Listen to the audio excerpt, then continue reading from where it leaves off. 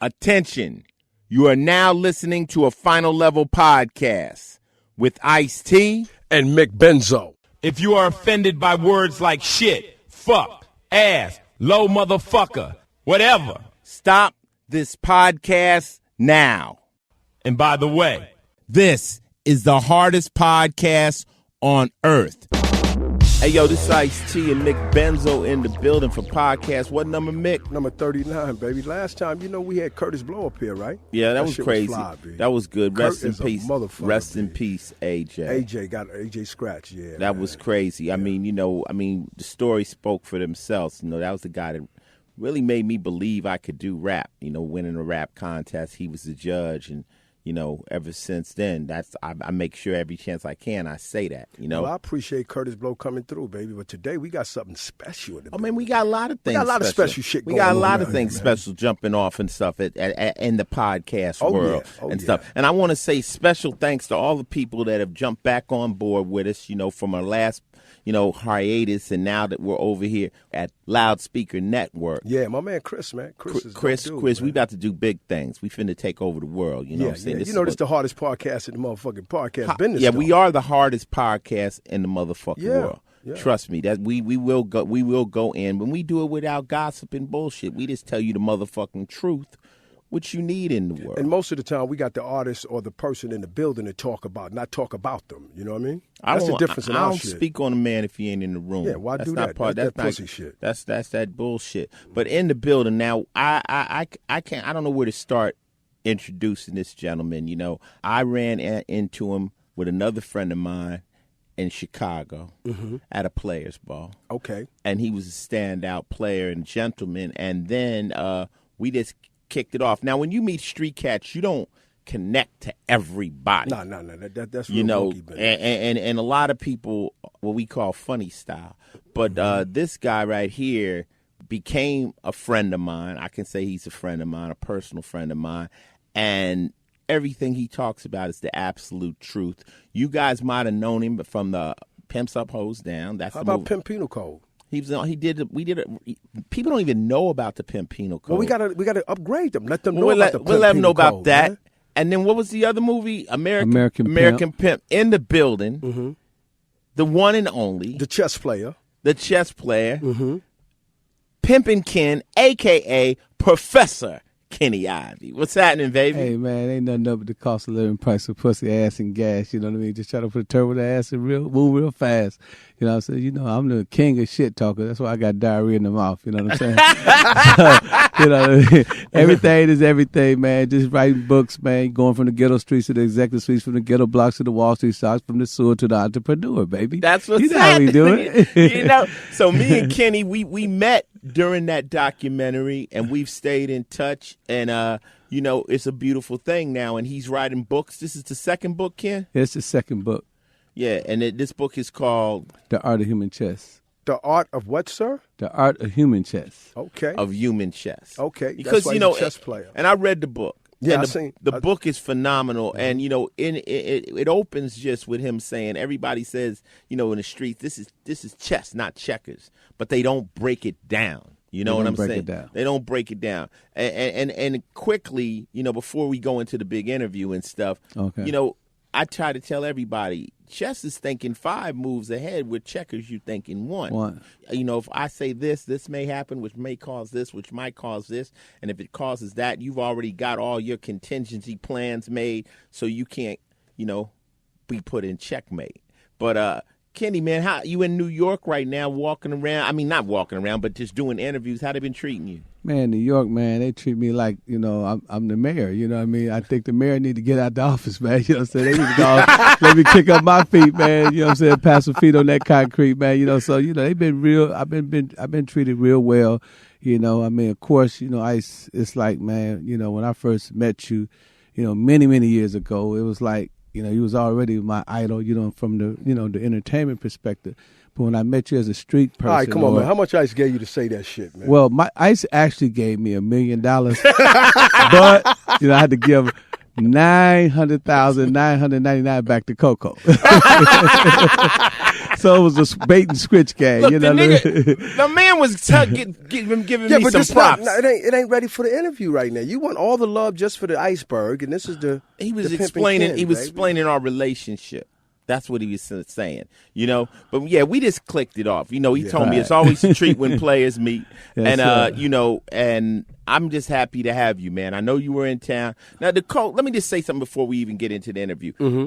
I get a phone call from Kenny. He goes, "Yo, Ice, I'm about to do promotion of my book. You know, what do? I need a PR person." I said, "Well, you know Soji from the show." He said, "Yeah, I saw Soji." Soji, the one to represent Coco? Soji, of course, Soji. Well, that's what the fuck they don't know. I'm asking. Soji. Well, look, he says Soji. I seen Soji on Ice. Coco, what's happening with that? And I said, look, Soji is the motherfucking man. You dig what I'm saying? And he's gay.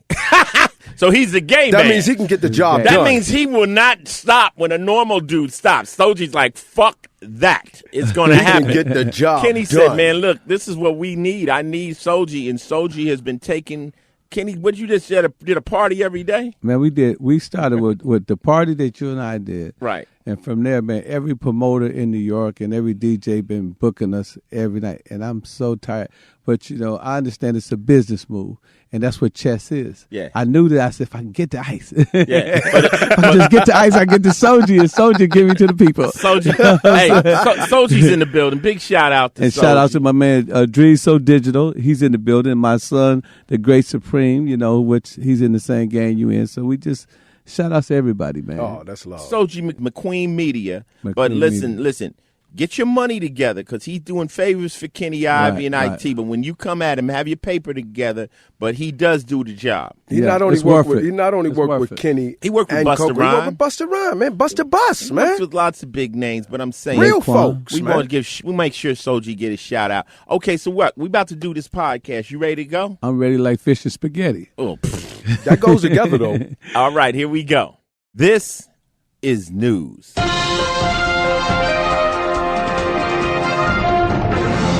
Hey, you know what I want to talk about, Ice, man? What? I think Donald Trump would make a good pimp versus being the president. Nah, for real, I think he'd make a great pimp. What you think, Kenny? Well, he's got all those models he's trying to run. He's a pimp. He's a pimp, Kenny. Well, as a pimp, I don't think he could be a pimp on pimples on the pimp's ass. But I think he'd be a good politician, though. You know what I mean? Because I mean, the country, we need that twist right now. You know, first we got Barack Obama. We thought he was going to save the world. So we need to get somebody in there with a little game, a little finesse. Donald Trump, you know, I think that he would bring some new flavor in the air. I think that he would make a great president, and that it don't make a damn who. But the reason why I say this, Mick, is because it don't make a motherfucking difference who's in Come the on, motherfucking White Pimpin' House. Ken. Let's be honest, man. He could be a good pimp, and he can make fucking hotels. That's all the fuck he can do. No, I'm not. I mean, you know, He's saying, I think I understand what he's saying. He's I'm saying the best liar. I think he's a better liar than Barack Obama and Bush. That's all I'm saying. He'd make a better liar. You know, that's all I'm saying. Yeah. It makes a little sense, Mickey. What he's saying is, since all these dudes are scoundrels, that why don't you put a scoundrel in there with him, and he may be able to shake it up. I don't know. I always said if God wanted us to vote, he would have given us candidates. Yeah, you know, absolutely. and I think anyone who thinks that the president is running this country is out of their goddamn mind. Let's look at it for what it is. You know, when you think about Barack Obama, you know, he wanted to put a certain policy out. The Republicans say no.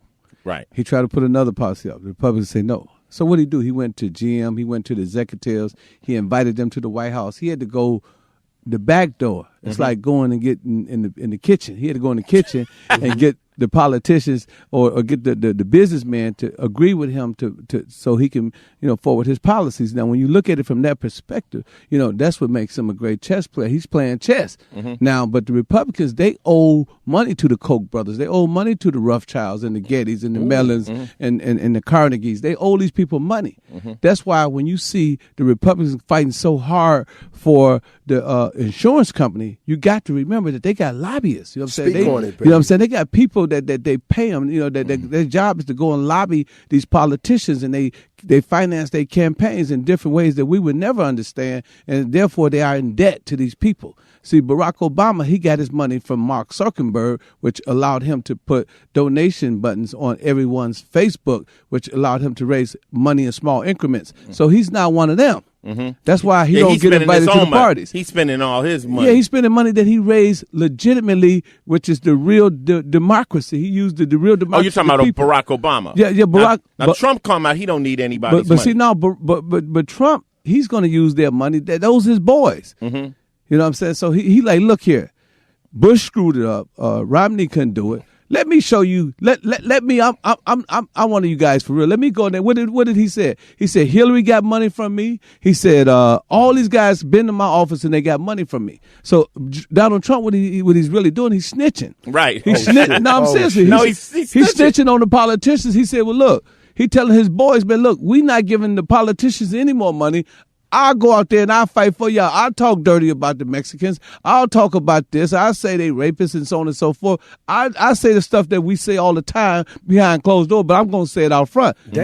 That's what he's doing. That's what he's a cold motherfucker. Yeah, that's what Donald Trump is all about. Mm-hmm. And that's what we need. We need Trump, a motherfucker. Call Pimpin Ken. He can help you, baby. On your advisory board, Pimpin Ken can help you, baby. What would Hillary be? She'll be the same old. Well, look, no, his new name is Professor Kenny. I'm sorry, Professor Ken. Thank you. Yes, yeah. I love it. Well, my thing is, the last thing I heard Donald Trump say, he was on Jimmy Fallon, and he said that they said who he's going to run with, and he said Kanye West. Kanye West. Now, is he telling jokes? No, but is he just saying that? Now, earlier he dissed Kanye West. They got tape on him dissing Kanye West, calling him a clown. But what did you say in the movie, though, Ice? Right. He says all game. It's all game. See, if he say he's going to run with Kanye West, that's going to get him more press. Right. That's going to, I mean, it's all about free press. It's about putting just like I said, when I do an album, when I got on a 50 Cent album, a 50 Cent video, I didn't get on the video just to be seen in the video. I got on the video so I can get some exposure for a photo op, and that way I can continue to Pimp and Ken brand at that time. So basically, Trump has mastered what to say every day. Every day. So he's in the press every day. And none of the other candidates are in the press every day. I got to say, a couple of weeks ago, me and you talked about, Kanye running for president. He might have heard our podcast with these 500,000 listeners and know that can help him out, B. Come on. Well, I don't really think that he had anybody, black or anybody of any, minority of color gonna vote for him. Mm-hmm. So maybe he feels like if I say that, maybe people might at least think I got a hip sense of humor versus I'm just a straight up crazy wild racist. You know what I'm saying? You know what? I like you said, I don't really.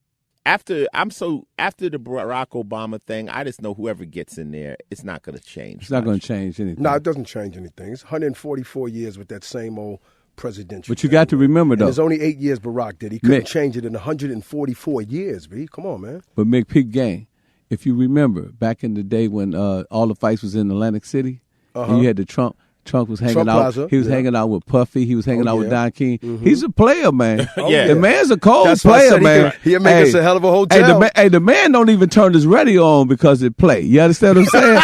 The man play that good, man. He want to be the only player in the room, man. Trust me, dog. The motherfucker cold, man. I study the guy because, that's what I do. I'm a chess player. I just study everything, man. And you got to remember, Don King left Vegas and went to Atlantic City because Donald Trump pulled him. And then, everybody said, well, Donald Trump don't like black people. You better go look at some of them old pictures. He like you when he need to like you. There you go. Straight up. And that was news. This is Ice-T and Final Level Podcast number 39 with Mick Benzo and the one and only Professor Kenny Ivey in the building. And this is TV. Oh, that's my favorite shit right there. You just watch dumb shit, Come on, you out your motherfucker right. The Cartwrights on Bonanza be banging shit out on me TV, man. Fuck are you talking about? And I love rifle, man. They got a rifle and shoot fast and nigga with a regular handgun, man. Y'all lost your fucking mind. Y'all watching that monkey shit on TV. All those goddamn reality show. Check out Bonanza on me TV. You should fuck. You know what it is? The nigga that cut his cable off, and that's the only shit he got. He got some coat hangers, and that's all that shit gets. You didn't even know you could steal TV. Bum ass. This nigga. Nah, listen. I'm watching this new show. It's on. Well, it's not new on Netflix. It's called Narcos. And it's the show about Pablo Escobar. Oh, I gotta see that. It's dope. I mean, that's a pun, but it talks about this dude named Cockroach who brought him the cocaine game from Chile. Taught him how he could make money, and Escobar was a smuggler. You know, the guys from Colombia were smugglers. He used to do like run TVs and shit in back of trucks, right? Yeah, small type stuff like that. Small time hustler. But his game was he was telling them how much you could make on coke in Colombia. He said, "What would happen if we took it to Miami?" Damn. Whoa. At one point in the show, they were making $60 million a day. They were burying the money. They couldn't use the money. How could they get the coke over to Miami? Oh, they was moving it in planes, boats. I mean, they was moving so much weight, like a ton a day or more, that if 200-300 pounds got busted, it was nothing because they were just mass moving it in. But it's a great story, you know. And the new thing on Netflix is you can binge watch. You can watch the whole series. So I'm like almost to the end. He built his own jail. Anybody that's out there that's into what I like, check out Narcos. It's a dope ass show. No pun intended, on Netflix. It's the Pablo Escobar story. It will blow your fucking mind. Kenny, there's a part in it where the motherfucker say, yeah, we got to clean this money. And his partner talking about like Al Capone. And right. His partner said, Al Capone didn't have no money. Damn. This is money. This is real money. This is so much money they couldn't do. Their biggest problem, they was like digging up football fields. I want to find that money. That money was buried down there. So what he was saying, Al Capone money was on the diet. It was short. It was short. He was taking slim fast. It was short money. Compared what you watch, Kenny? What you be checking out? Man, I watched Law and Order. I'm gonna tell you something. There it is. No, hold on. No, it's a funny. I don't watch no TV but Law and Order. But it's a funny thing. Funny reason why I say that, right? Because I used to see, everybody that I would fuck with, they would be watching Law and Order. Like, so this one dude, man, one of my partners, he said, I said, what you watch? He said, man, I'm watching Law and Order. I'm not going to do nothing, dog, until Law and Order. I said, nigga, why you keep watching Law and Order? He said, nigga, because I'm learning about law. You know what I'm saying? So, he said, niggas be beating their case off Law and Order. So I'm like, man, shit. I started watching that shit, man. I learned a lot about law, man. Damn. You know what I'm saying? So if I ever got in a situation, I'd be telling my lawyer, but hold on, wait a minute, Law and Order said this. You know what I'm saying? You know what's funny, Kenny? It's like actual lawyers come on the show and say they saw cases that we handled and stuff because we do go by the law. Mm-hmm. Right. Everything is true to law, what happens on that show. And the cool thing about the show is sometimes the bad guys get away. Right. Sometimes the good guys lose, caught, Right. Right. It doesn't matter. You don't know how it's going to turn out. It's suspenseful, yeah. Because once the police, we're the order. So once the order grabs the people, you like, let's play the law game. Right. And if you watch it long enough, you can learn how to break the law. It'll teach you loopholes that they get out of and how they beat How many the seasons case. already now? I'm on my 17th season. Damn. All the Law and Order fans out there, all the SVU fans, speak on it, Kenny. I got one thing I want to say about law. Remember before you did Law and Order, who you called? You called me. He called me. Ice-T called me and said, say, Kenny, man, they want me to do this movie. They want me to play a cop. He said, but man, they want to, I don't know, it was probably about some hundred thousands or something back then. He said, they're going to give me a few $100,000. He said, man, I'm going to take this shit, right? I said, man, take that shit. Look at him today. Look at him today. Yeah. I mean, literally, he called me. 17 I don't know if he remembered that conversation, but he called me and he asked me. One thing you can say, Ice did reach out to a few of his friends. He said, yo, if I played a cop, what would y'all think? And they're like, man, well, we said, get that money. Motherfucker, shit, why not act? You're acting every day. And you know what? I had already played a cop in New Jack City. So people had already rolled with it. And, that was just me trying to find out if people would accept me as an actor. Yeah. Once you're accepted as an actor, people know that ain't really who you are. Yeah, and stuff. No. And then, like I say, the beauty of SVU is we chasing rapists and pedophiles. And we all hate them. And nobody likes them any damn way. Yeah. They can't stand a chance in the penitentiary. Exactly. Yeah. So but I'm saying that's the reason why, I mean, I have a few connections to Law and Order Well, I remember before you did the show, Yeah. you called me. You literally called me, and we talked about. He asked me what I think, and that's honest to God truth. That's fly. And I'm like I said, I'm proud of Ice, and I'm not just saying it because Ice is on it. It's written very well, and we're about to. It seem real, don't it? Working on the record right now. The record is 20 seasons, and who had the record? Fuck you. Yeah, say it. Just say who had the record. Gunsmoke. Gunsmoke? Yeah, James Okay, Arnett. Matt Dillon, baby. I watched that. That's my shit, man. Okay. But you know what? Fuck you, Mickey. But yeah, and another thing is like I've been playing this role for a long time. You always got the square press. Right. Oh, well, you was this guy, now you play that. I'm like, let me explain something to you. Street Cats is about getting paper. They understand that I'm hustling. Yeah. Now, your square ass might try to say what's cool in the streets and what's not okay. But let me tell you, the niggas I fuck with, the grimy motherfuckers, they like get paper. Yeah. They say, what nigga told me the other night, Ice, when I was at your party. Yeah. He said, Ice, I'm going to keep it short. Get bread. That's all we do. Yeah. Nothing else. I remember you told me that. Nothing else. He just said, that's what we do. Yeah. Nothing else. Yeah. And get money. And me, myself, Kenny, once you decide to make that transition and go into this legit world, man, you looking for ways you can take care of yourself, support yourself in the fashion you're accustomed to supporting yourself, and stay sucker repellent and miss that penitentiary. Play the part fit for the script. Yeah, so for me, I tell people, I'm like, man, for me to be living this life right now and have a TV show and all that kind of stuff, I thought I was definitely. Who would have never thought of it? That's all, Ice, man. You did a hell of a job. 17 years on Law and Order Special Victim Unit on NBC. Oh, it's a blessing. That's beautiful, bro. It's a blessing, man. And then you and your wife just had a show on Fox called Ice and Coco. Yeah, that was pretty fly too. Now that show, we did 8 episodes. I mean, we did 15 episodes in 8 markets. Mm-hmm. We blew the ratings out of the water. Yeah, that was nice. And it will be back syndicated nationally. Yeah. Oh, that's now niggas say, "Oh, you doing a talk show?" When I went to do the talk show, they was like, "Well, didn't hurt Oprah." I was like, huh? Her pocket looked real fat. They said it didn't hurt Jay Leno's garage. I'm like, huh? Her pockets are So I went in there and I knocked it out. I mean, if I'm going to do anything, I'm going to do it to the fullest of my capability so I have a chance to win. I'm never going to do something and say, damn, I didn't put it all in. But it's a lot got to do with vision. Because when I started the Professor Ken stuff, the secrets, Pimpin' Ken's Secrets to Success, Professor Ken's Secrets to Success, and I started, like you said, we started doing the books. I understood that the people didn't get it. Mm-hmm. But we have vision. Mm-hmm. We have insight. We can, the word art of human chess, it should have been the art of prophets, because a chess player is nothing but a prophet. He predict and he prognosticate what's going to happen long way after before it happens. Mm-hmm. So, that's what it is.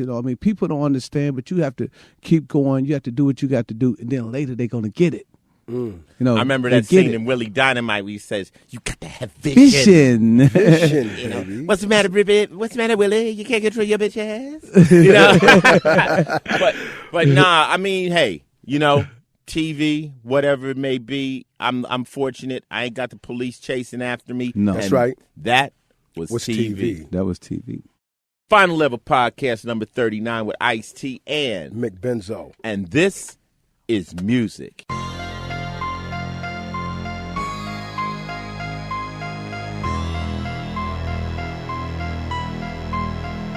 Hey, yo, Iceberg. Rest in peace to my man Michael Jackson, but Janet Jackson is back. Janet Jackson is back. Have you heard the music? Oh, shit, see, yeah, I love it. Anything she do, I like. Janet is dope. I got kind of personal history with Janet because for a while she was engaged or married to one of my friends named Renee, who was actually a dancer back in the day, one of her early guys. So he used to come over and play her music and let me know. And so, got me into the concert. I never really got to kick it with her. Right. But I knew her dude for a minute and stuff. And, we grew up with the Jacksons. So I think everybody wants the Jacksons to win. What's the song sound like? I haven't heard it. My boy, me and Soji heard it. I know Soji over there. Soji McQueen's in the building. Who's the song with? With J. Cole. J. Cole. J. Cole. Yeah, that's cold. That's cold. I heard that song. That's hard. That's cold. J. Cole is dope. He dope. He's Janet's doper. Yeah. Well, I love me some I Janet hope Jackson. you would say that you're a straight male, so I figured you would say Janet is doper. I thought when I heard the song, I thought her and J. Cole was doing something. You know Hey, they what I mean? might. It seemed like they It's might like be that. kicking Is They it might. sexy like that? Yeah, it's cold. It's cold. Yeah. Well, God bless her. I mean, you know what I'm saying? I mean, in today's music, we don't know if it's going to sell any copies with the way they treat music today, though. Well, you know what it is? Time flies. And the fan base that she had, now these new girls that are 18 and 19 years old, to them, Janet's an old lady. You know, she's not. She sound young still. She Madonna- sound good. She sound good. Madonna's the same way, but she just has to put out a hit record. She's got the show. She knows what she's doing. She's all about the business. I wish her great success with this. I met her maybe 3 times through Jermaine Dupri. Okay. And when I first met her, we was in a club in Buckhead. And she said, "Hi, baby kid." I said, "Damn, that's really Janet Jackson. She really do talk funny." You know what I'm saying? I was surprised to hear her even, to know that she would even know who I was. But me and Jermaine was cool. You know, I was doing my thing. He's a great in Atlanta. dude. Jermaine Jackson's the business. Yeah, he used I to mean, have her out Jermaine every Dupri. night. Jermaine Jackson is greasy, Yeah. but Jermaine. No, seriously though, Jermaine Dupri. Why don't they wet that like use some napkins on Jermaine when he's on TV? Yeah, he be greasy as hell. Yeah, he be looking a little greasy. That's I thought, But Janet and J. Cole, big it up, man. I thought he Big stuck up. his head in some lard or something. Big it up. No, Janet, we're just laughing. We're just making jokes. We love your whole family. Don't trip. That's not hate. We're But just she was making jokes. she was hood when she was in Atlanta. She hung out in all the hood clubs. She was always in the strip club. They was already in the regular. She was like RN. Lucky she Like a ain't regular rub- nigga. Lucky you ain't rub and talk to her for about an hour. Lucky you ain't get conversation with her for about an hour. No, she was might be she in was cheese. soft spoken. She rubbing cheese. But Jermaine Dupri was protecting her, man. He was protecting her like Fort Knox. I'd have knocked his socks out. They call me Nakarachi, you know what I mean? Oh boy, you know what I'm saying? I'd have gave him a phone call. You know what I'm saying? I said, "Yeah, man, can you put me on the phone with So Dell?" Yeah, So Pimpin, man. Big up Janet Jackson and J. That's Cole. both of my friends, man. Yeah, You know, that was that's my man. Jermaine. And that was music.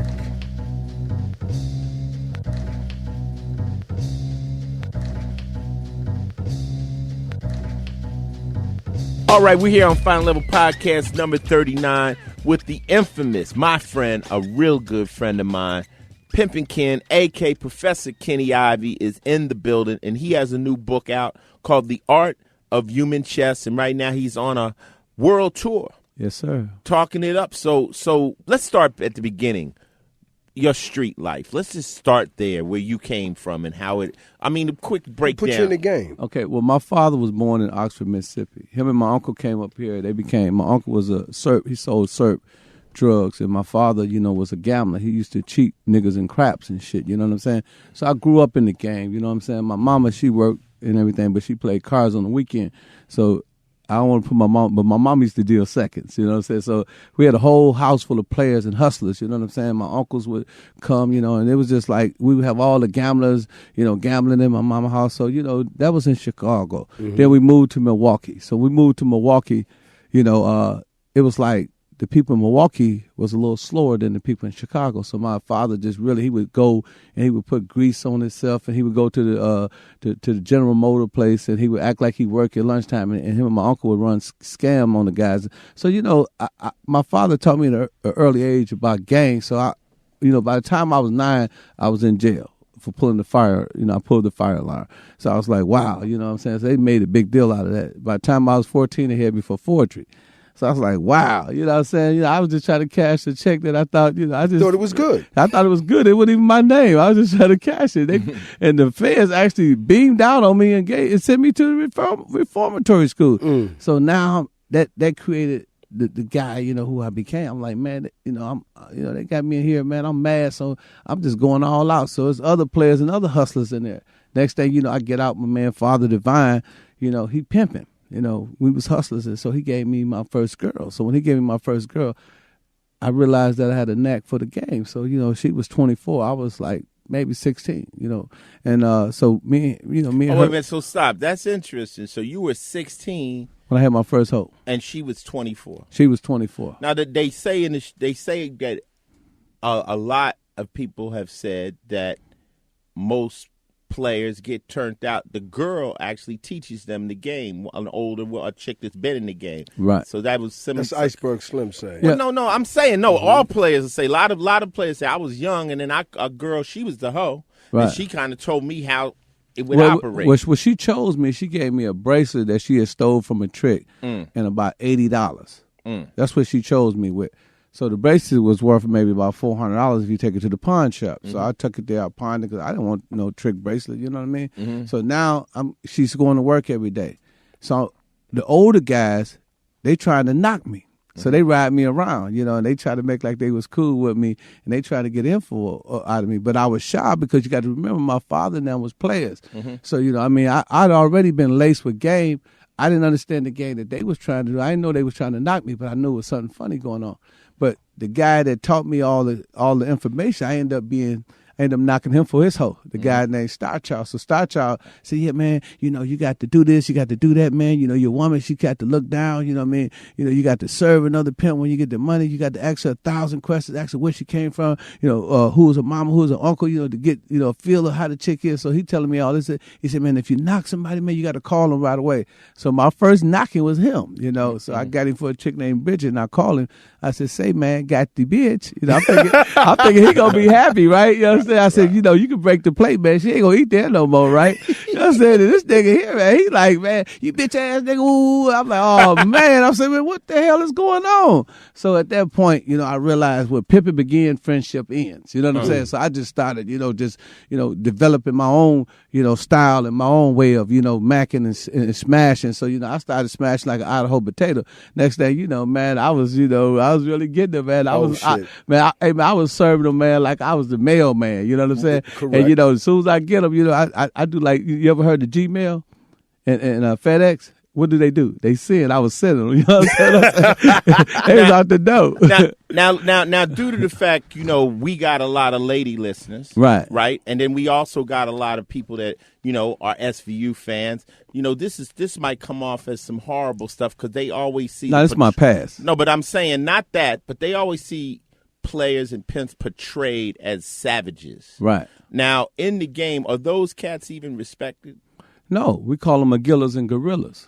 You know what I'm saying? Yeah, now explain what that type of a play. That's the one you see on TV all the time. Okay, the Magilla Gorilla is the type of guy that, he try to, cause havoc on the track. He's always trying to beat on the women and so on and so forth. And he get a game of black eye. He get a game of bad name. So you got guys like myself who truly believe that, it's a psychological game. In my career, almost 30-year career in the game, I never in my life had to really physically put my hand on a woman. I never forced a woman to do anything. Everything that every encounter that I had was always like a Rolls Royce. It was by choice. You know what I'm saying? It was always choice. I always let your first choice be Rolls Royce. That's me. I said, if you think I'm handsome, pay my ransom.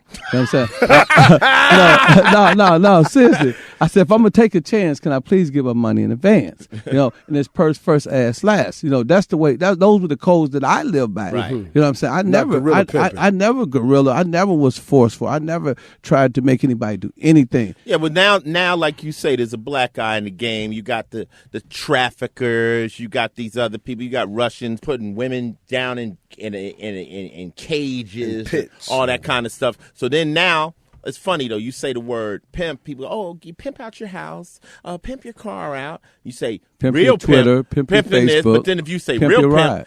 they go into they immediately jump to this terrorist.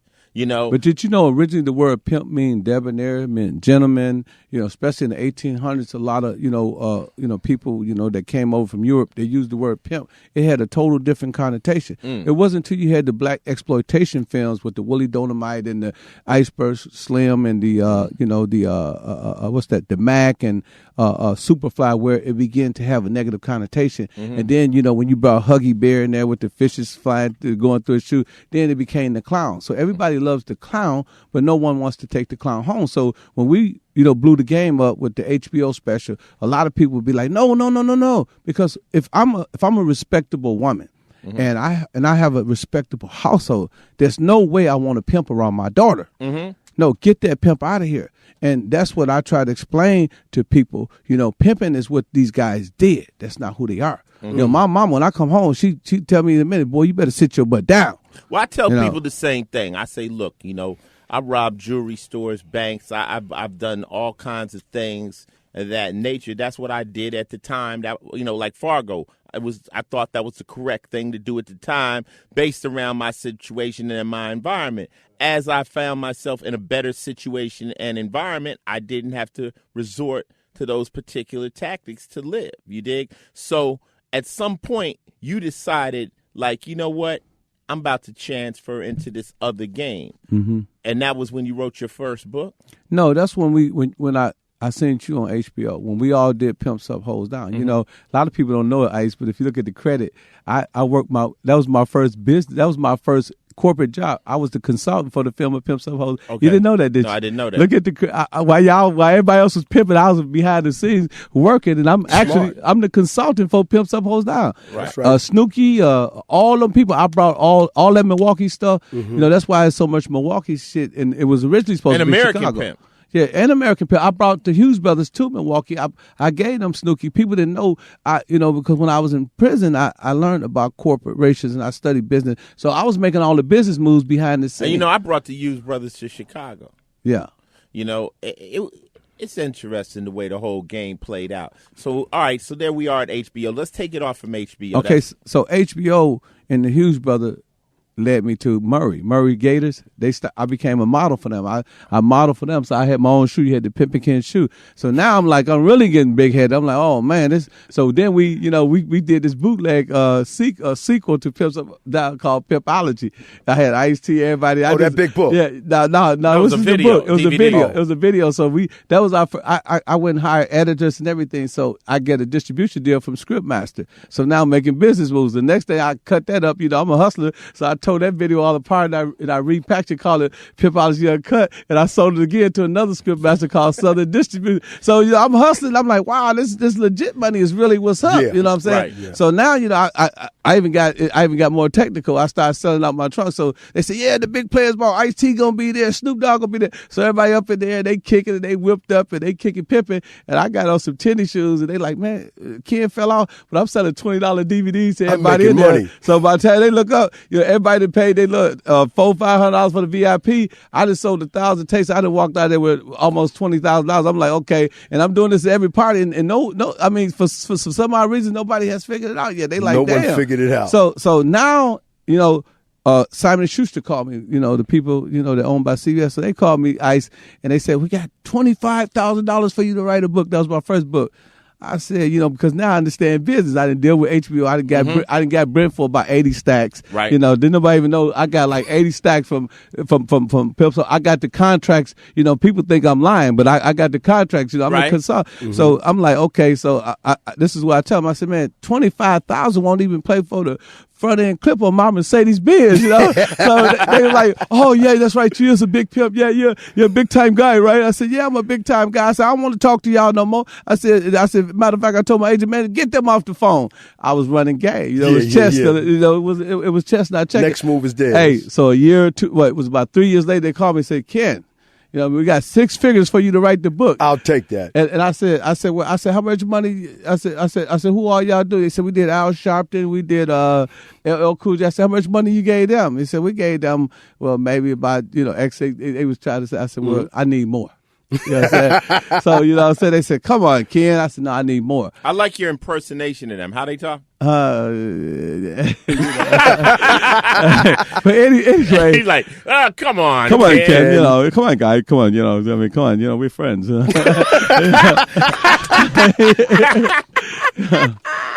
Right. So that was the first book. Yeah, so the first book, that's what gave me, that's what introduced me to the business world. So now I got a marketing director, I got a publicist, I got all this. So I'm learning the game. Then, what happened was, I eventually went to the office. I did what you call a forensic accountant. I wanted to see the books because they was taking too long with my paper.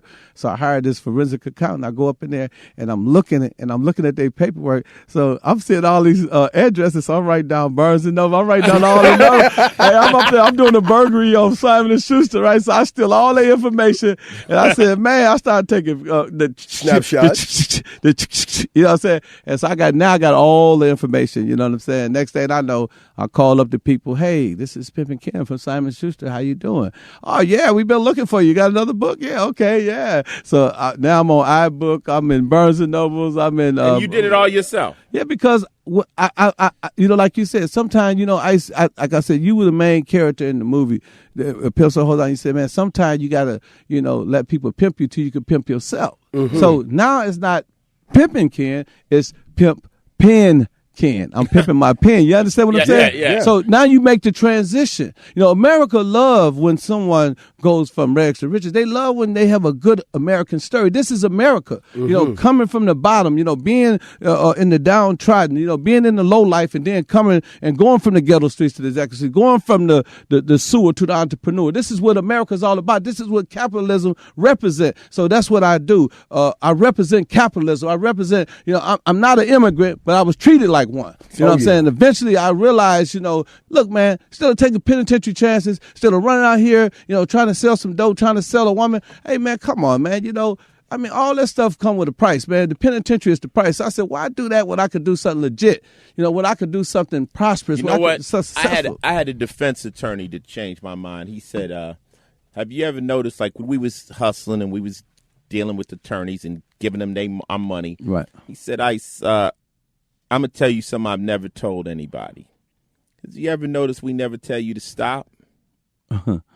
He says, you know why? Because that Rolex you're wearing when you come to see us to fight the case, I'm going to have that eventually, or the money that comes from that. I'm going to send my kids to spring break. I'll never tell them to do what you guys do, but I'll never tell you to stop. Why? Because you're my income. You guys that are in trouble, I'm a defense attorney. So he basically said, you're the sucker. The best hustle is the legit hustle. Yeah. I'm always going to stand on this side of the wall and take the money from the people out there taking the chances. And at that point, all my friends that I admired from the game were doing serious time. You know how I looked at it, Ice? Mm-hmm. A guy once said to me, he said, man, it's hip to be a square. I said, what the fuck? What the fuck is you talking about, man? Yeah. I said, man, I ain't no square, man. I'm a boss player. Right. He said, Ken, the squares is winning. Oprah Winfrey, Magic Johnson. You know, he said all of these guys are billionaires. The squares run the winning. world. They run the world. So why wouldn't you want to be a square? You don't want to be Oprah? Oh, yeah. You don't want to be Michael Jordan? You don't want to be Ice-T? Oh, yeah. You don't want to be 50? You don't want to be Dr. Dre? You don't want to make $1 billion? Got the square. So the square is for all the young people that's out. Listen, it is hip to be square. I'm telling you. Man, listen, when I go to sleep, I live way out, and he'll tell you, the people from Hawaii, I live way out in the white neighborhood, and I say white not as in the negative connotation, but white as in a great neighborhood. In a great neighborhood. And man, when I come out, man, I can hear the birds chirping. I can hear it, you know, just sounds so beautiful out there. And I'm like, wow. And I go to my backyard, I look like a football field, man. You go outside with your shoes off. I mean, my yard is so big. He'll tell you that the Green Bay Packers could actually play a game in my yard. They could play the New York Giants in my yard. Okay, New York Giants. Okay, you know what it is, Ken? Yeah. When you come from a background with no opportunities, right? Then you're gonna look for any way you can. You're gonna look at the player down the street that makes it. But once you start seeing more options, then you're gonna take it. They told me a long time ago, a hustler is trying to get paid by the root of the least resistance. You dig? So when the penitentiary is a resistance on this side, book over there is no resistance. Why don't I try to turn this out? And then also, you know, once you do make that transition and you turn infamy into fame, it's a whole nother feeling. People loving you, people liking you. And in his book, chapter 20, is the one where he drops it. Like, he's telling you all about the game. People out there, you got to get this book. Now, I'm not in the streets no more, but this book helps me in business. I was reading chapters and relaying it to Coco. I was like, look, hear what he say right here. This is what we got to do when we got to go get this deal for our TV show. Got to do this because they're going to do it. So we got to do it, you know? And I want to say the word, but Right. You know, they got to get the book for the word. Yeah, you got to get the word, but they're going to play the game. But in chapter 20, he breaks it down, and you say, "Don't be a dummy and break the law." Yeah, you say it like, "Yo, all y'all out there, all y'all kids that think that," and you know, I always tell people, Ken, I say, "Yeah, I'm not your role model because my road's too dirty to follow." Mm-hmm. Anybody who thinks they could be you may not live through the roads you took. I mean, do you really think somebody could take your journey and be alive? Every time a guy said, if I had your hand, I'd throw mine in. I said, okay, well, you got to get shot 3 times with a 9mm. You got to do 10 years in the penitentiary. You got to have all your friends turn their back on I don't you. want your hand. You got to be broke not once but several times. I said, you got to be people pulling guns on you. You're going to be in shootouts and everything. You still want to be me? No. No, I don't want to be you. You know what I'm saying? Okay, well, be a better you. You know what I'm saying? Don't be a cheap copy of me. Be a good original. You know don't what I'm emulate saying? you. Be a Baby. good original. Don't be a cheap copy of someone else's. And one thing I always tell people, young people, no matter where you go, you take yourself with you. Right. You take yourself with you. So you have to hone your skills. You have to be intelligent. You are an accumulation of your actions. Absolutely. That's who you became. But the beauty of life, and I know this, and Mickey knows this because Mickey was out in the streets walking around doing low, is at any moment when you get yourself together, you can take a turn and go the opposite way. And that's when you say your friends, when I start rapping, my friends like, nigga, you better come get this money, nigga. You doing that corny ass rap bullshit. Now they all come out the penitentiary wanting jobs. You know, like, yo, you was smart, but you said it earlier in the day. You said vision. And that's having chess. When you sit at the chessboard, you got to think. Being a prophet. You got to think. Prophetic. What everybody's going to do. And so now, I mean, to really get into Pimpin' Ken, Professor Ken's. Man, they got to get the book, baby. And the reason he's a professor is in college, once you master a subject, you can teach it. And that's when you get your PhD. And I also have an online class called Game College, which you can get at www.pimpinken.net, where I break down my book, The 48 Laws of Game, and I do like something what you guys doing, but I do visual videos. I do 48 videos, so you get the 48 videos, plus you get an audio version of the book, and you can actually go to school. And How that's much why it costs? It's only it's only $14.95, and the reason why it's so cheap is because, you know, I figure, you know, when I see people going to the store, you know, I see a few people going in the Gucci store, but I see a whole lot of people going and pay less. You know what I'm saying? So right. if I can get the people to pay less, you know, then I can get more money. Because you know, a slow nickel be a fast dollar all day. You know, Gucci might charge you $1,000 for a purse, but you know, you can go get 4 or 5, 6 or 7. You can see people coming out of the mall with like 30, 40 Guess purses. And after a while, when you add it up, you know, in the number, you know, the numbers, they there. So Kenny, you know who owns Bugatti? Who owns Bugatti? VW. Volkswagen? Wow. Proving your point. Wow. They sell small and high. They sell the small cars to everybody else and 1 or 2 Bugattis, you know, to those who can afford them. But VW. And another reason why, I just want to, you know, clarify this. For those of you who are out there who really want to get in the music business, you know, think iTunes, think iBook, think Kindle, think uploads and downloads. Because one thing I found out because I've been on both sides, I had a distribution deal. Mm-hmm. Man, we used to have they used to have what they call, Ice, you've been in the music business. You know, when you sell 1 million records and they say they got to hold so many, they call it when they say, well, you know, they hold 300,000. And they give them back. Yeah. So with the game that I'm doing, digital download. With the digital game is one upload, 1 million downloads. One sell. You know, no FedEx, no UPS, no secretaries, no guy in the office making phone calls. And you look at it, you know, you might not sell, you know, as much as you would sell otherwise, but you look at it, it's really decent, man. Sometimes I wake up, man, like I might do a show like this, and I say pimpinken.net, and I go and I look at my PayPal account. You know, I got 1,000 people. I made $14,000, man, off of one upload. Right. One upload. No manufacturing, nothing. That's the best thing about social media today. See, we didn't have that 30 years ago. Yeah. We had to buy the record. But the beauty of it is, Mick, you got to understand, this is what I'm sitting here bugging off Ken.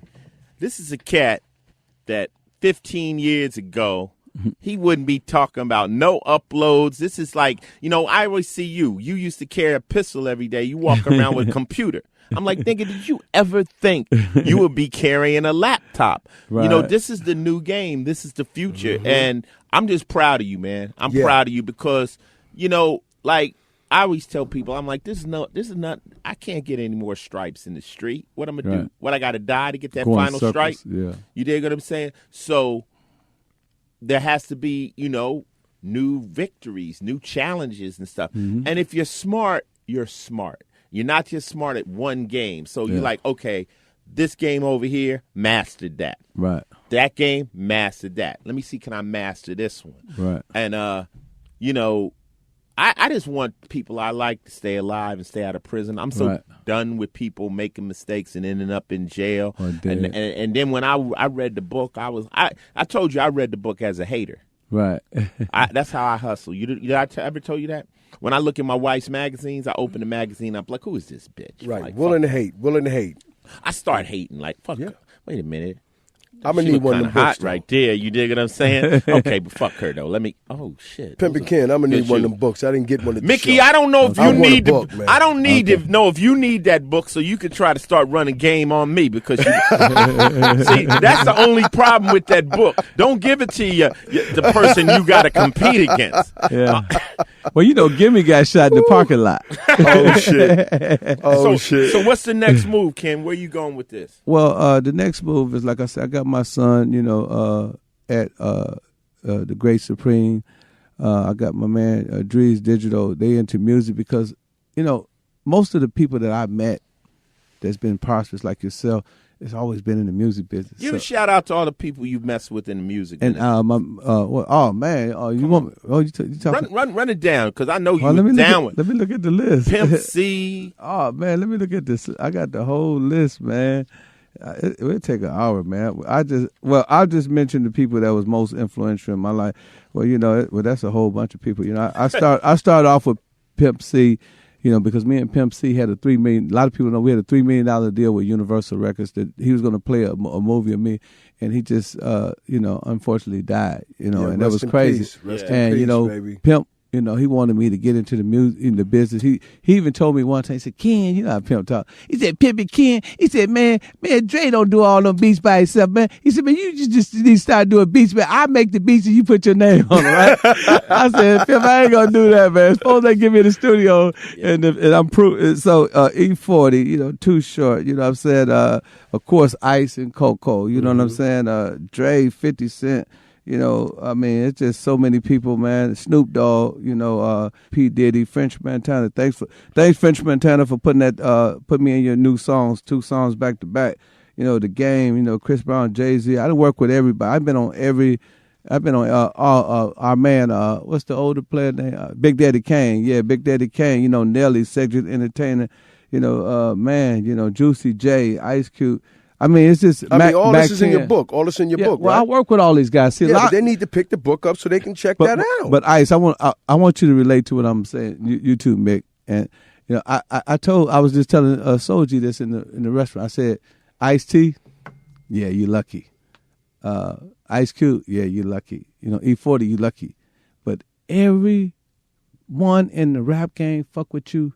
That's not luck. You just a good person. When these young guys meet me, man, they are so elated. They like, man, dude, you're an inspiration. I'm like, man, you got hundreds of millions of dollars. How's I'm inspiration? He said, man, you just don't know, man. You like the pops I never had. You the cool dude on the block. You the uncle, And that's crazy because I'm like, man, Puffy flew me to Atlanta. Put me in his personal VIP. And then after he did that, he got in my movie. 50 Cent put me on tour with him. Ice, put me on the Pinot Code. Ice came to all our parties. He never charged us. It's like, I could just say, man, I just give the blessings to the Lord, man, because I don't know why people like. I don't know why all the people like me. It's other than I'm real. Game knows game and people know fake. Yeah. And you. And come on, we can't forget Archbishop Don. Archbishop, man. Come on, you said rappers though. Yeah, but Archbishop Magic. He in the book. I got a whole chapter for him. Yes, he's the most incredible person you can never hang around. Yeah, and you run a close second, baby. You know, when you hang around him, you just like, I just like this dude. I learned a lot from him. Yeah, he's just such a wonderful person. I always say you could introduce Bishop Juan to your grandmother. She'd be like, he's so nice, his suit's pretty. You'd be like, Mama, he's a pimp. That's what, that's what he does. He's gonna charm the fucking shit out of you, and you know. It's just a great thing. You know, he's in California. He's making deals. He's doing all kinds of things with Snoop. Yeah. And, you know, God bless you and everything you're trying to do. You know, like I say, nobody has a choice where they come from. But we definitely got a choice in where we going. And, you know, whatever happened in the past, that's what it was. Now we moving forward. That's how you got where you at, B. And you did a good job. Yeah, that's what it is. You lived it. You experienced it. You changed it. And now he's trying to help people, man. Yeah. You know. Yeah, I just want people to go to @RealPimpKen. That's my Instagram. Or they go to www.pimpinken.net. And a lot of people say, why do you still use the word pimping? If you look at it, you know, it's two words. Pimpin' Ken. I'm pimping Ken. Now I'm pimping myself. Right. Like you said, Ice, you know, in the movie, you know, years ago. I'm pimping myself now. It's a brand. It's not mean to be intimidated, you know. So when you see here pimpinken.net, go to the website. You go to Barnes & Nobles. You can go to lulu.com. You can go to your iBook store. You can go to iTunes. The book is available everywhere. And I did that independently myself. So I need you people to support the independent. Do the brother man like you did the other man. You know what I'm saying? Support the brother man. Hey, yo, thank you, Ken. So you ready to get back into this podcast? Yeah, got a couple more segments in it. Let's do it, baby. Okay, Pimpin' Ken's in the building. Professor Ken. Kenny Ivy. I love that shit. Here we go.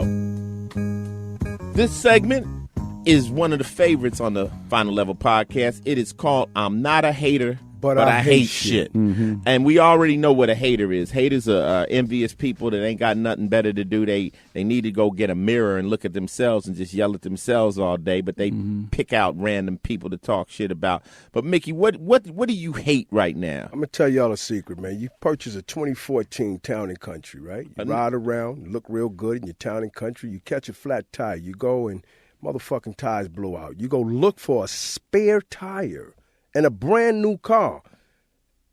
And Town & Country don't even have a motherfucking spare? What kind of monkey shit Wait a minute, are they you're on, telling man? me that there's a new car with no spare tire? They don't have, it doesn't come with a spare tire, B. What kind of monkey shit is that? Now, who idea was that, Chrysler or dumb Chrysler? Well, you know, I was looking at cars. I was telling Coco the other day, you know, cars don't have bumpers no more neither. No, they got plastic. They got plastic. If you touch it, you got to go get it touched up. Back in the day, they had a nice chrome bumper. You blam them up, come out, your car still look good. Now, if you nick it, so there's no spare tire in Town & Country, which is Chrysler cars, and I kind of hate that shit, man. I'm not a hater, but I do hate that kind of monkey shit. Yeah, man. I had to have my funky shit towed to the motherfucking dealer and buy a new tire. Wow. To put it on.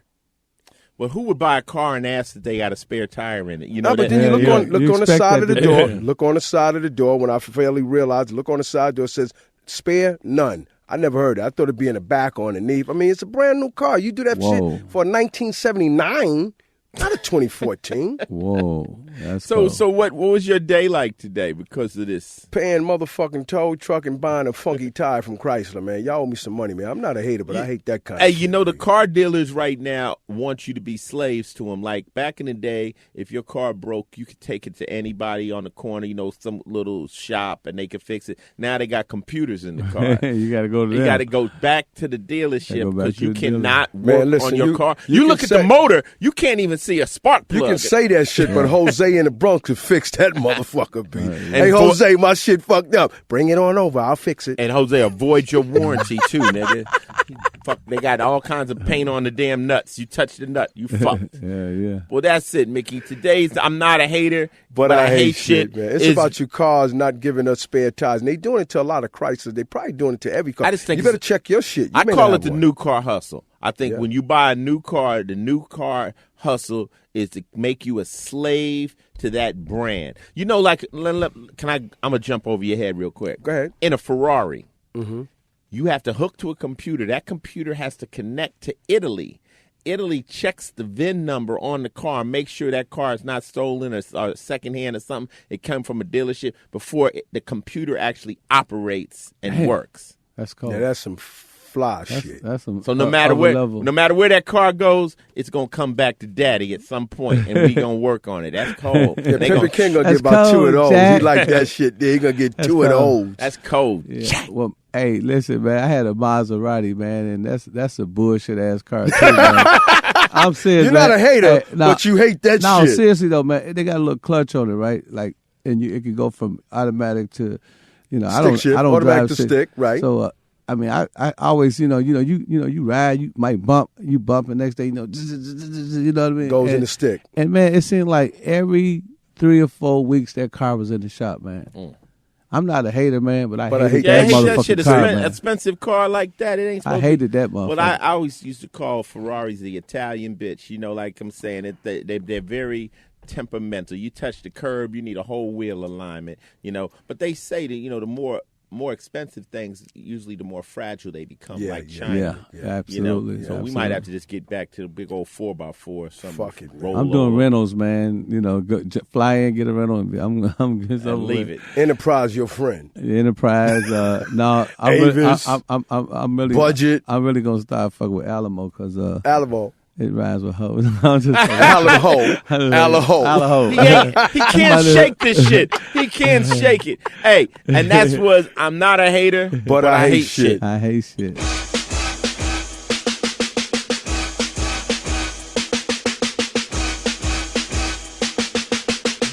Hey, yo, Kenny, man, it's just wonderful to have you here. So we're gonna continue with this podcast and keep it moving. This is podcast number 39, man. 39. And Kenny kicked some real motherfucking flavor. Now, that book that he got, though, in all honesty, I think y'all should run out and purchase that book. Yeah, definitely get The Art of Human Chess by Professor Ken or Pimpin Ken. You know what it is, and stop playing. I read the book. I'm not giving it to you, Mickey, though. Fuck that's that monkey business, man. See, that's a hater. I'm not a hater. I just can't give you an advantage in the game right by knowing everything I know. You understand? Well, I got to talk. I'll call up the publisher. His name is Soji. My guy got my fucking back, This is a book man. You got to read. Look, every chapter, after the chapter, he has an area to put notes down. Oh, shit. This shit is not. That's what professors do. They make you do homework, too. Yeah, you better do your homework on this, or I'm going to put you in checkmate.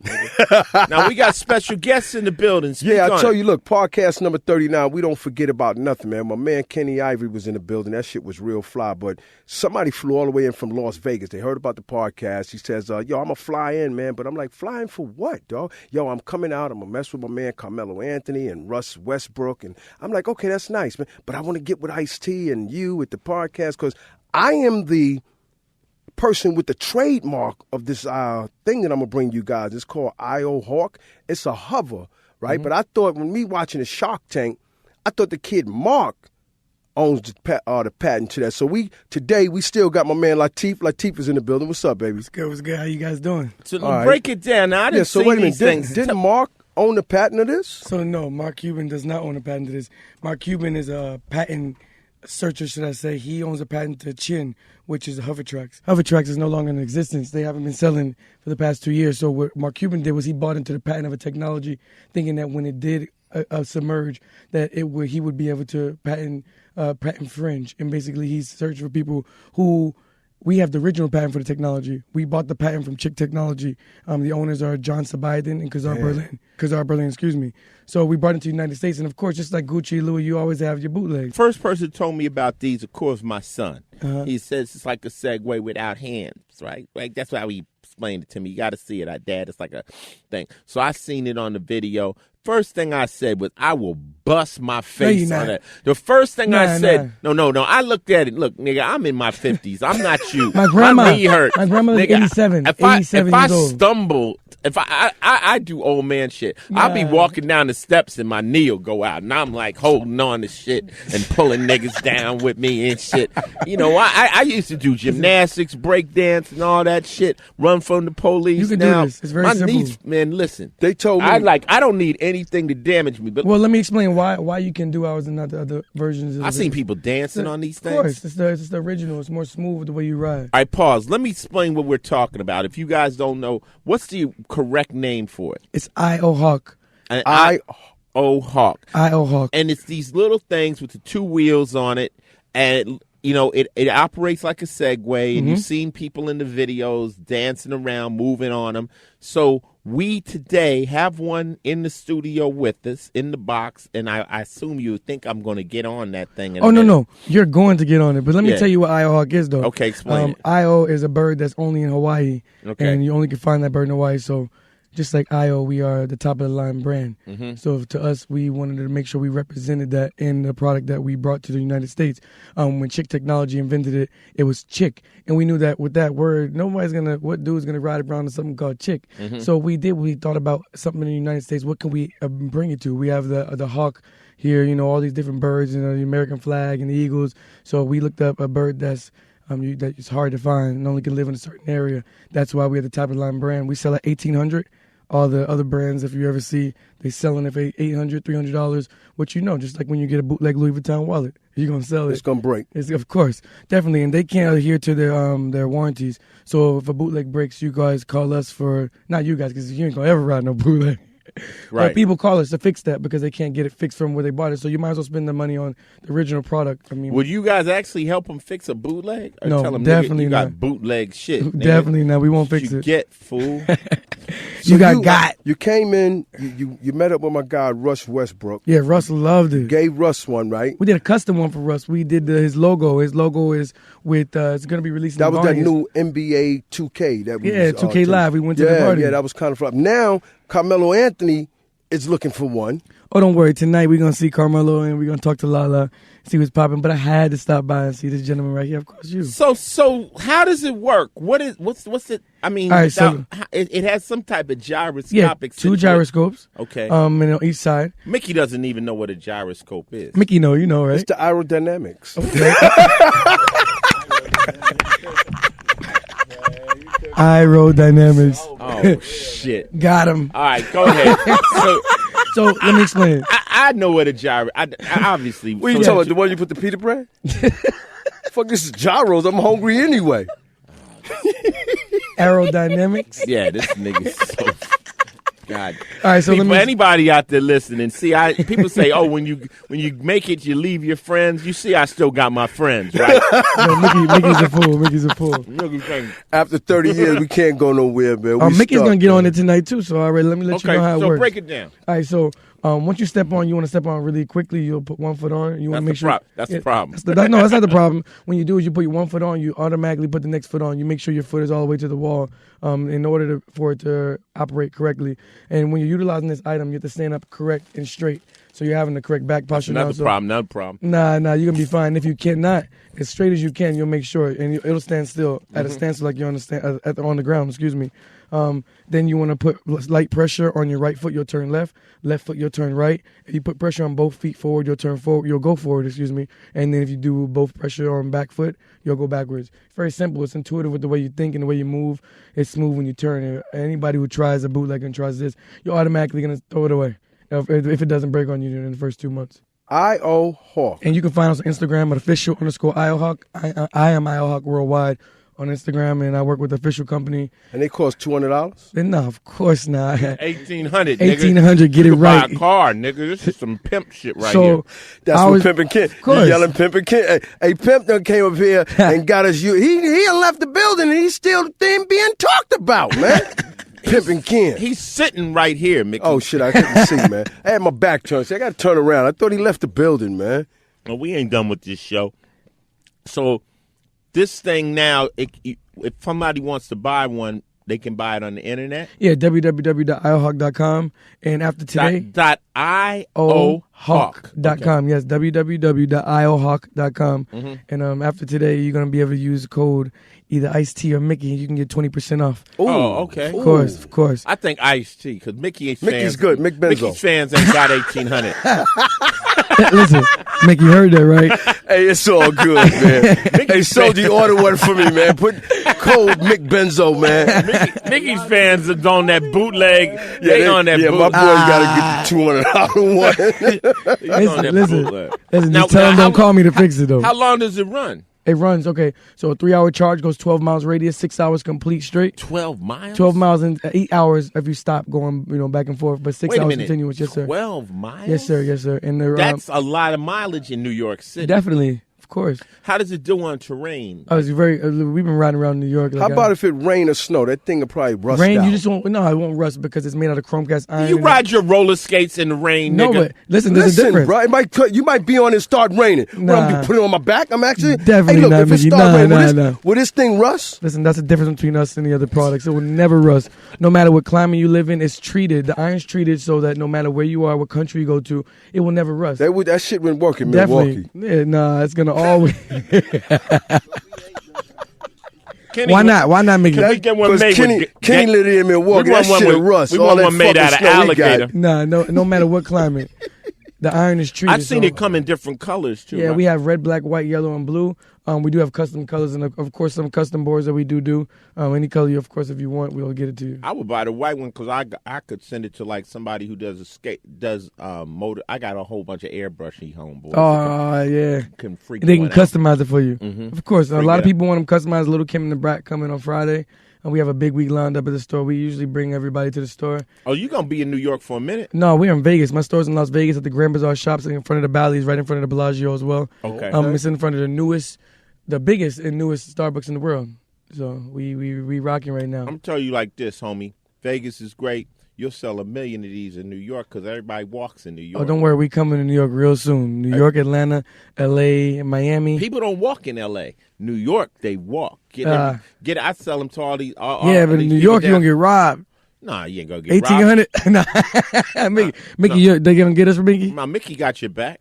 $1,800. My fans, and y'all should take a look at it though.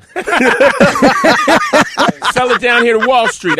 We down here by Wall Street. No, definitely. You'd have all the Wall Street stockbrokers riding course. around. Oh, yeah, zipping around Anybody, down there. listen, anybody can afford this product. I mean, we do have a payment plan if you want to go on PayPal. So we're not just catering to the stars and celebrities. Mickey's credit's fucked Of course up. not. PayPal's not going to accept you, Mickey? Everything about Mickey is fucked up. This shit, Pimpin' Kid, is this shit right, man? I had my back turned, thought you left. You still here. I'm just fucked up, man. Yo. Hey, so look, we having a blast here. So what we're gonna have to do, we're gonna have to put a picture of this up on our website where people go and with the so they can order straight from our website. Yeah, and use your code. After today, your Make code it will go happen. live. Of course, 20% off. I've been seeing these things in the video. I saw Jermaine Dupri dancing on one, looking He like turned this into a Cadillac. They took it from the airport. He had the spokes on it sticking out. They said it was dangerous in the airport, so they took it from him when he was traveling. Yeah, people want to. They ain't got no signs in the airport saying you can't do They hover. want to do too much. No, you could do it. It's not an issue. Just like Wiz got arrested, it's not an issue. It was because he got arrested because he wasn't listening to the police when they asked him to stop. He was trying to leave. So why Flavor Flav got Oh, he arrested? could got shot. Flavor, you know who Flavor. He got arrested on it. Don't Jermaine Dupri say when the police say stop, they will take off on your ass? Exactly. You know So that? you're supposed to stop. So They that's what shooting happened. at niggas I ride in the nowadays. airport. It goes right above your head as a carry-on. Like I said, it's considered a mobile transportation device. So you can bring it on the plane. They don't allow you to put it below the plane because of the lithium-ion battery. Mm-hmm. So you can bring it on the plane right. I'll drive right to the plane unless the aisle's too short. You got to carry it when you get on the plane. But It'll every fit time in I the go- overhead? Of course. Yes, sir. You can just put it vertically or diagonally, however you want to put it. Goes right in. Now, in the company, are you the owner? Or are you the creator? No, Who are I'm you? the ambassador and the manager of the company. The owners, again, like I said, is John Sabayathan and Kazar Berlin. They found this company. How you get that job? Listen, man, it was a dream. God is good. I walked by the store, and I had that hustle spirit. Just like I met Jay Belly, who brought me to you guys. Right. I saw the product, and I see that they needed, somebody like me to market it. And I took advantage of the opportunity right away. The owners weren't even in the country. I started working for them. I got the account. I was helping them get a POS. They didn't know it was going to take over the world this fast. They weren't prepared for this. And by me joining this team, we're prepared now to take over the world. We are the #1 product, the fastest growing technology ever through social media. Latif. Yes. This is what we've been talking about, man. Just being a hustler, man, and seeing something that's hot and jumping on it. Of course. This is what this whole podcast is about, baby. Of course. That's fly, man. Good course. luck with this, man. Yeah. This is little thing right here gonna put this fool in a private jet in real life because this is the kind of thing that takes off, and it's such a dope. It's gonna be the hottest item this year for Christmas. Nobody, if you have a husband, if you're the wives, they're gonna buy all y'all this. I didn't mean to say fool. That's L.A. talk. We call everybody fool. Yeah, I didn't mean. I don't don't disrespect. Nah, you know what I'm saying? nah. I'm on the West Coast now. I know. Yeah, but this shit is dope. I Yeah. mean, For the next 10 years, it's going to be the Shit is hottest hot. item until something starts floating. Again, we marketed it to be the #1 product on the market. Something starts floating. Yep, that's about it. Thank you, Latif. Thanks for coming through with this. Of course. I'm gonna show you how to ride it before I leave. You know, we gotta get Coco one too. We're gonna support you to the fullest. Coco's pregnant right now, so she can't get on it. You can't take risks. But at the end of the day, I mean, shoot, the baby's coming in Christmas time. She gonna want to get around. Oh, trust me. Why the hell not? And let me tell you one thing before we go. So you're utilizing this item, like I said, you have to stand up straight. So when you're working out in your daily activities, from now on for the next 5 years, you're going to be standing up more straight, and your body structure will be more healthier in your living and for your kids, because they're going to be utilizing the item that can help them in the future. So it's not just for show or for playing around. It's for something that can benefit you health-wise. And working out, you can do get your posture together. Definitely. You can do 100% squat now, because when you have to stand up on this, you have to stand up straight. So when you're doing your squat, now you're doing it at 100% instead of doing a workout at 90%. So nobody ain't took off into the street on one of these and got hit by a car? Oh, not yet. Trust me. No. This ain't the Segway company. The next version has bumpers and a airbag. No, the next version, listen, stay tuned. When I tell you the bootlegger is not ready for the next version, of course, we're ready for what they already tried to bootleg from us. So for us, next year is going to be really big. The new version of what we have now is slimmer, sleeker, and that's all I can say. So they can go to www.what? www.iohawk.com. Yep, and use code ICE-T. Or Mick Benzo. You know, for 20% off. Code ICET. There you go. Get it, baby. 20% off. All right. Hey, we gonna blast that out. So let's get back to the podcast. You ready to get back? Yeah, let's do it. So you're a philosopher? Yes, I think very deeply. Hey, yo, so we're very fortunate today that today's portion of the podcast, known as The Daily Game, usually comes from the Final Level page on Twitter. But today we've got the one and only Professor Ken, who got way more game than me. If not, you know, we running neck and neck. And he going to drop some game on y'all. What's your daily game, Ken? Well, my daily game, man, is where there's the least appearance of evil, expect the greatest amount of danger. Break that down. Well, simply, whoever can do you good can also do you harm. So a lot of times, you know, we be around people and we expect people, you know, to be good people. And, you know, you meet the person and, you know, they real cool and they do everything right. Then all of a sudden, you know, you open your window and you get your little fresh air. You got a pistol in your face. You know, or, you know, you invite a guy over your house and he go use the bathroom. He let the window, he looses the window open. And then, you know, you leave, everything's the party's over, and he come back and he burglarize your house.